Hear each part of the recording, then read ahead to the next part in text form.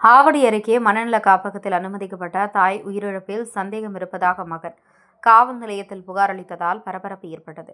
சென்னை ஆவடி அடுத்த சேக்காடு, அண்ணா நகர், அன்னை சத்யா நகர் பகுதியில் RK மனிதநேய காப்பகம் எனும் பெயரில் மனநோயாளிகள் மறுவாழ்வு மையம் இயங்கி வருகிறது. இங்கு 56 மனநலம் பாதிக்கப்பட்ட சிறியவர்கள், பெரியவர்கள் என பராமரிக்கப்பட்டு வருகின்றனர். இதனை ரியாஸ் என்பவர் நடத்தி வருகிறார். இதில் வேளச்சேரியை சேர்ந்த பாஸ்கர் என்பவர் தனது மனநலம் பாதிக்கப்பட்ட தாய் மேரி கடந்த 20 தினங்களுக்கு முன்னர் மாதம் 5000 என 3 மாத தொகையை கட்டி சேர்த்தார். இந்நிலையில் நேற்று முன்தினம் உடல்நிலை சரியில்லாமல் மேரி உயிரிழந்து விட்டதாக மகன் பாஸ்கருக்கு தகவல் தெரிவித்தார். இதனால் அதிர்ச்சியடைந்த மகன் பாஸ்கர் உடனடியாக காப்பகத்துக்கு வந்து விசாரித்தார்.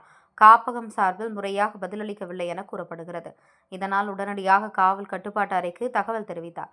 தகவல் அறிந்து சம்பவ இடத்திற்கு விரைந்து வந்த ஆவடி போலீசார் உயிரிழந்த மேரியின் உடலை வழக்கு பதிந்து பிரேத பரிசோதனைக்காக கீழ்ப்பாக்கம் அரசு மருத்துவமனைக்கு அனுப்பி வைத்தனர்.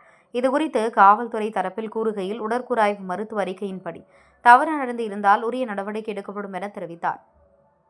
இதனிடையே இந்த காப்பகத்தில் சில மாதங்களுக்கு முன்பு ஒரு உணவு அருந்த வந்த பெண்ணை அங்கிருந்த காப்பக உரிமையாளர் மனநலம் பாதிக்கப்பட்ட பெண் ஒருவரை முகத்தில் பலமாக அறைந்து கழுத்தை நெரிக்கும் அதிர்ச்சி காட்சி வெளியாகியது.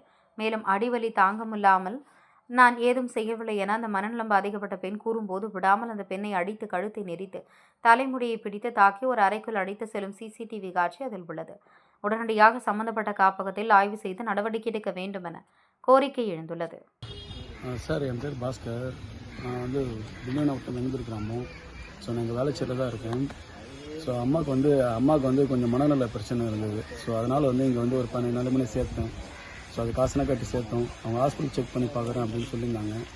பட் வந்து அவங்க மாத்திரை எதனா மாற்றி கொடுத்து அது மாதிரி என்ன ஆச்சு என்னன்னு தெரியல. இது வரைக்கும் அது ஒரு சந்தேகமாகவே இருக்குது.